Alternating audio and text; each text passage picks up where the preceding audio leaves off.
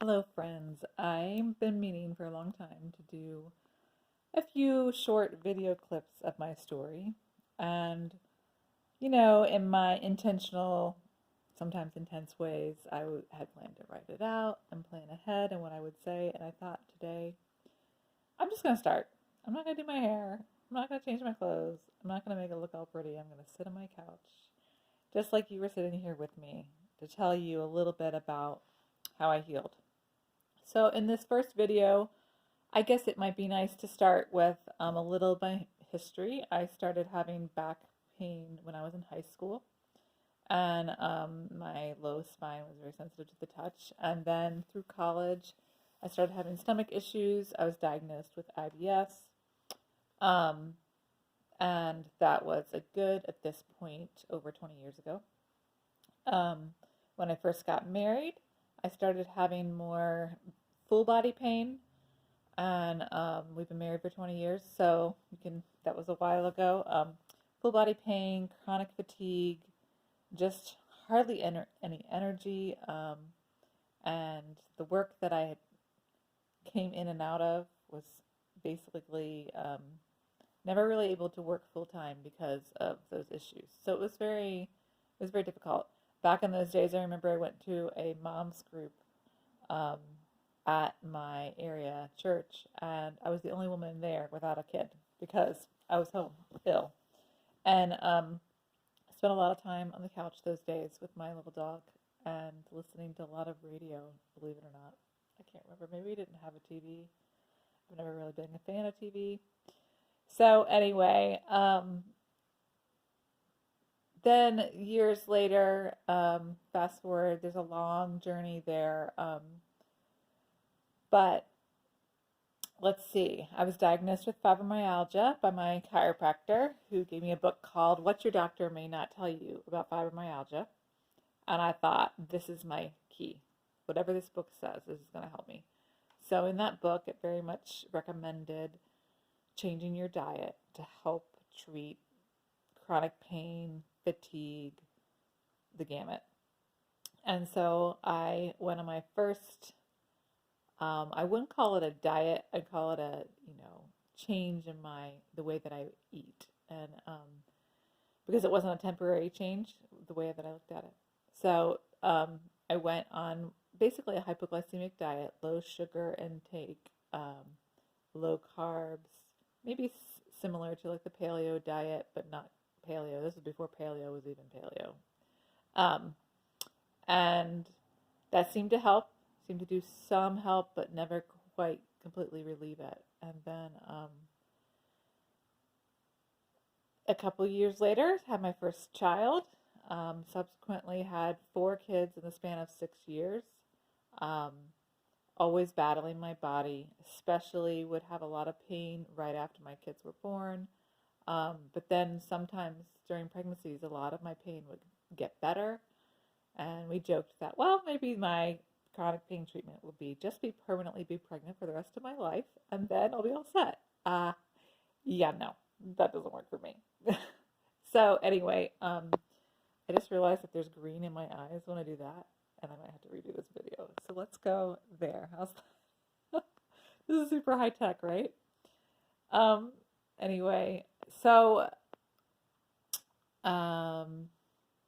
yeah, childbearing years were difficult, and yet a lot of times I was doing a lot better physically when I was actually pregnant, but then when I had the baby, life stress increased, and so did my pain. So fast forward timeline from that. Let's see, what else can I share? We moved to Portland, Maine, and I was really not doing well. I started seeing a naturopath. I have seen all kinds of different practitioners over the years. You can think of a practitioner, I've seen them. All kinds of specialists, all kinds of tests, all kinds of natural, mainstream, all of it. And I had seen this specialist in Atlanta area when we lived in Chattanooga. We spent a buttload of money. going to him. I mean, like I think $500 to $700 every visit. It was crazy, with all the supplements and then with the actual price of the visit. Um, and so in Portland, it was the same. I went to a naturopath there, and she also was expensive and had me doing different nutrition supplements and changed my diet so severely. Like I never ate the way that I ate there. I was gluten-free, dairy-free, grain-free.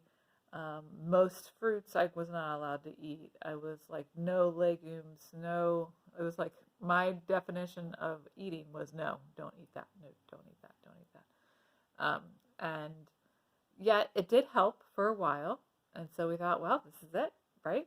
Like it's making a difference. It's making a big change. Like I was exercising. I was feeling better. I had lost a lot of weight. I was gaining strength. Like I thought, wow, I finally found my ticket to getting better. And then I remember I slipped and fell on the back deck of our house, threw my back out simultaneously with that, and was in so much pain. I was screaming on the back porch. My kids were staring at me. I couldn't move, and I had to have this neighbor. He like hopped over the fence. I didn't even know him, and he came and helped me into the house. And I had my son call my husband home, and because I was doing that badly. And that incident then spiraled me back down into a really bad place. We moved to seminary. I spiraled down even more. There was a season where I was having so much difficulty. I was in the hospital for 9 days. They couldn't figure out what was going on. I was having breathing trouble. I was having dizziness. I was having extreme weakness where like sitting up in bed tired me out and I'd have to lay back down. My blood counts were all messed up. It was just all over the place. It was a really scary time. I did get over that eventually. It took me 2 or 3 months to have strength to really walk after that. And then we moved to Bennington, Vermont, where we live now. And again, I can remember moving in, and I had pretty recently threw my back out and injured myself, and I remember I couldn't pick up any boxes, and so like there was a whole group of people here helping us move in, and I could do nothing. I was like just asking people to put things here and there, and I couldn't pick up anything. I couldn't pick up my kids. It was a really difficult time, and then I saw a doctor here, Dr. Ken Sullivan.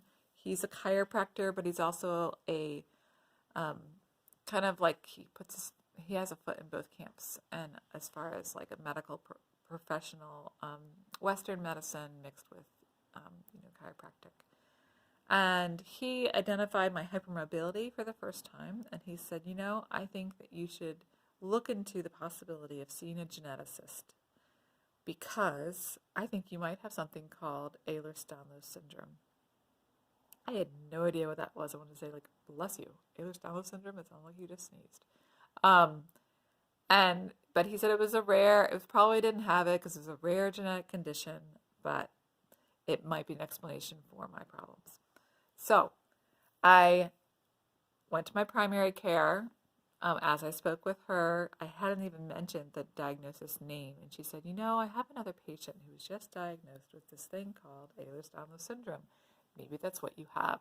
I was like, oh my gosh, that's what Dr. Sullivan just told me. So I ended up going to Dartmouth Hitchcock here in New Hampshire, close to us, 2 hours away from here. And I was diagnosed with EDS, and that was in 2016, I think. See, I have no notes. I'm just doing this on the fly.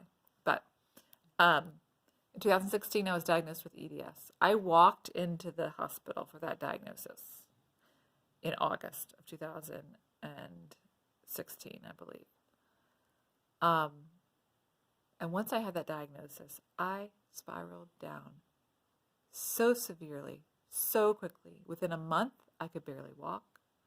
I was using a cane on a regular basis.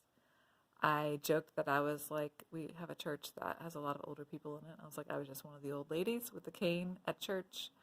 I had to use a cane to get up and down my stairs in my house. I had such painful and swollen feet and legs that I ended up wearing compression socks 24/7, well, except in bed. I had such pain in my feet. Um, it was horrendous. So this was a new pain. And I remember thinking, man, I'm so grateful for this Ehlers-Danlos syndrome diagnosis, because now I can understand why I have this foot pain. Like, I can understand it. Like, it makes sense now, because if I didn't have the diagnosis, I wouldn't have known why I had this foot pain.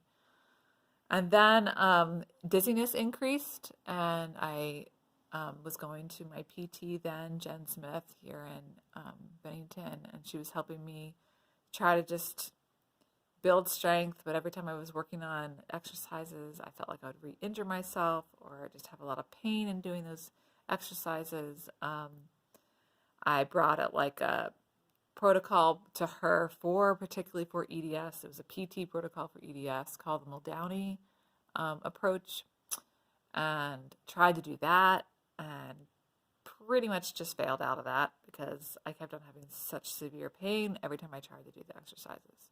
I was just spiraling down. I was able to do less and less.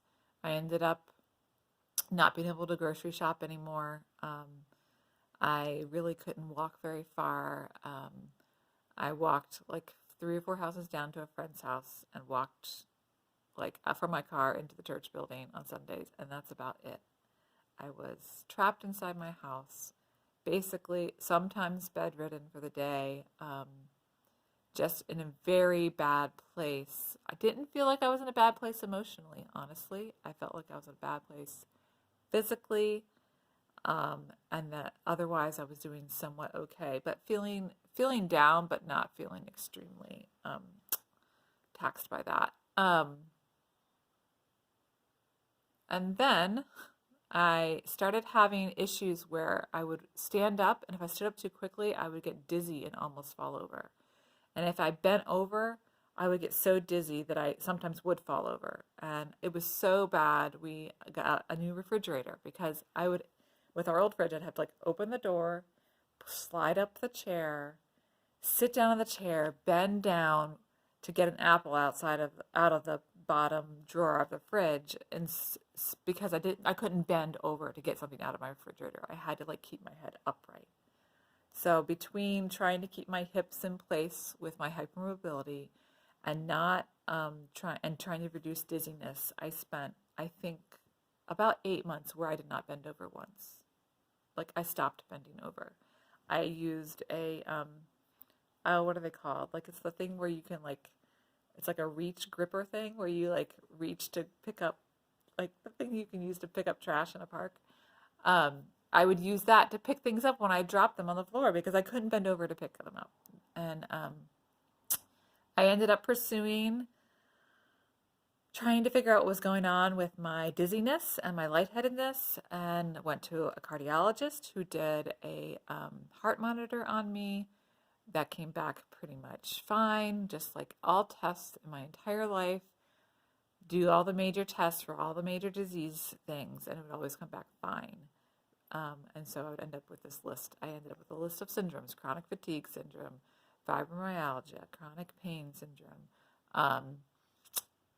Ehlers-Danlos syndrome. And so I wanted to get to the bottom of my dizziness. So my doctor, I don't remember if it was my cardiologist or my primary, ordered a test at Dartmouth to see if I had POTS, which is postural orthostatic tachycardia syndrome.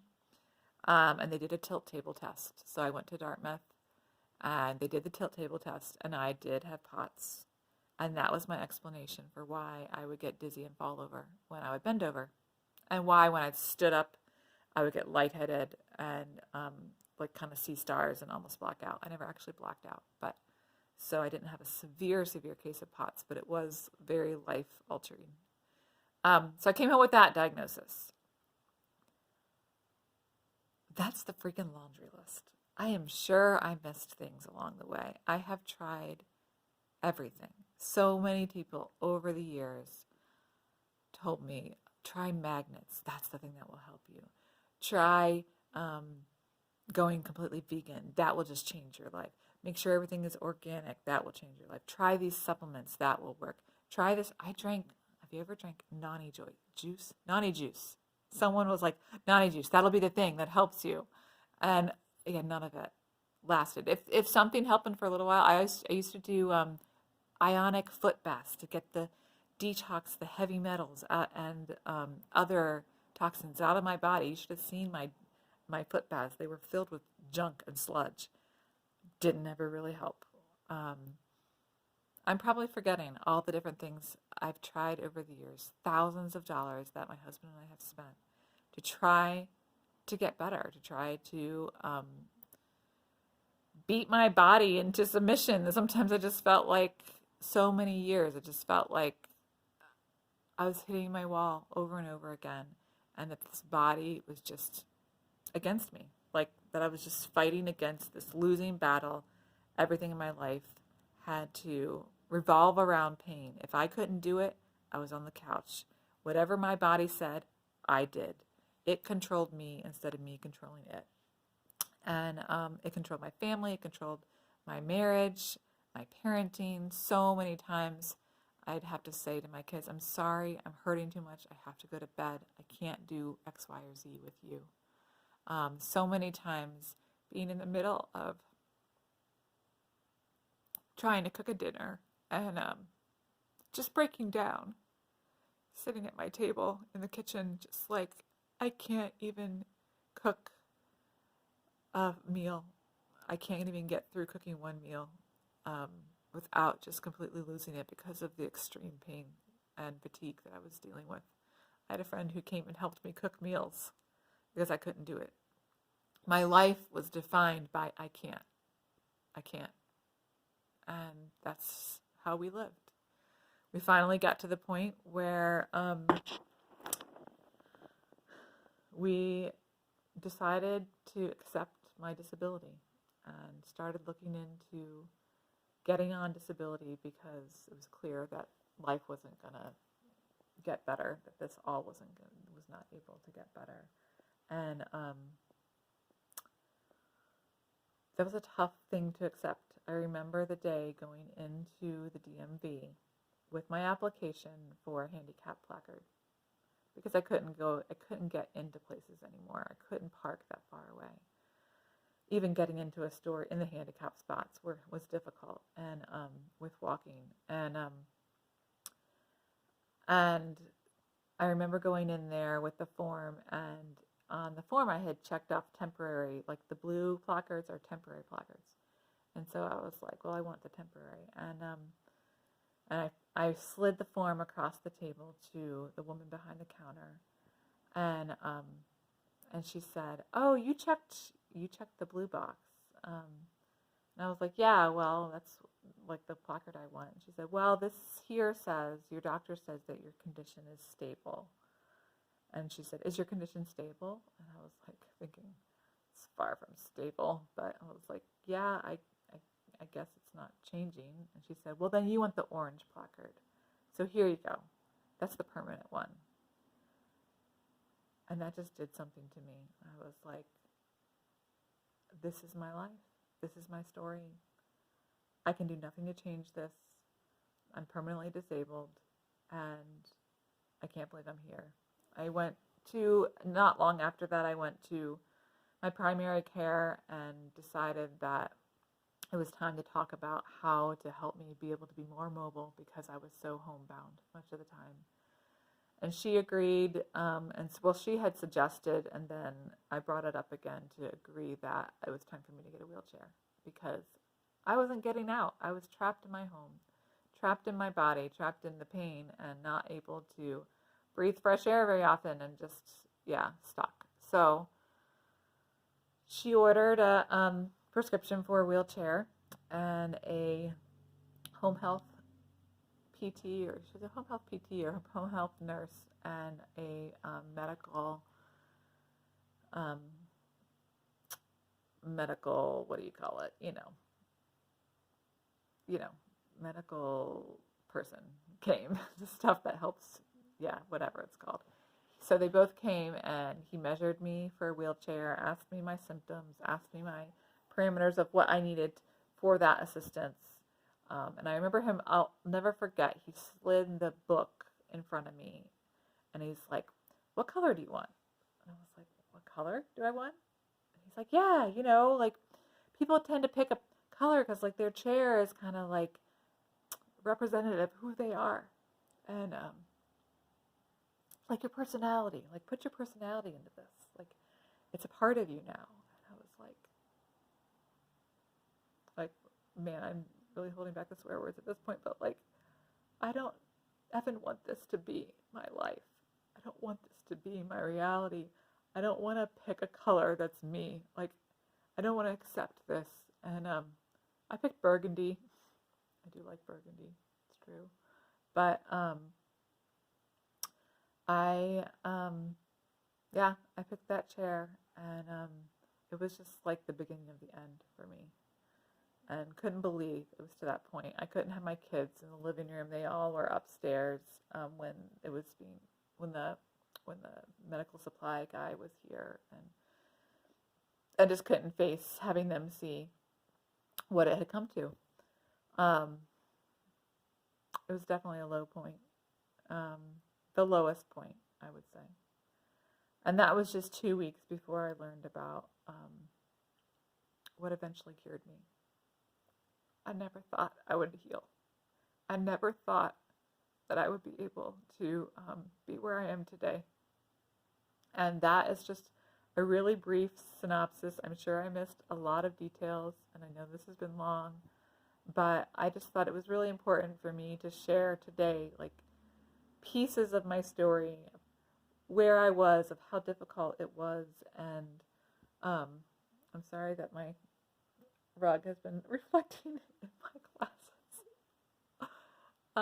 So just take this very unedited, like sitting on my living room couch with me story as it is, and know that all the symptoms that I went through and more, I didn't even mention I had chronic neck pain, I had TMJ pain, oh my gosh, I had like difficult wrist pain and hand pain and finger pain. Yeah, I missed a lot of those stories. There's a lot in my story. I would be more than happy to talk with anyone who wants to know more about my story, who wants to know how I healed, wants to know that there is hope for those suffering with chronic pain and other chronic conditions. I never thought I would heal. I never thought that I would be where I am today. And I'm so grateful to the Unlearn Your Pain book, to Dr. Schubiner, to Alan Gordon, to Dr. Larimer Mosley, to Dr. Sarno, to so many, the Curable app, to so many resources that have helped me heal. And am dedicating my life now to helping others heal as well. So that is my 23-minute synopsis of where I've come through. And I guess this is the bad news video, and I'm looking forward to sharing more of the good news. But wanted to start here. So I hope that this can be an encouragement, and reach out and ask any questions. I'm an open book, and I'm happy to journey with anyone who's ready to make a big shift in their life, in their body, in their mind, in their spirit, in their health, because it's possible to heal. It's possible to have deep transformation happen, even when you are facing really deep, difficult health issues. So be in touch, and I'll hopefully do another video soon. Take care. Bye.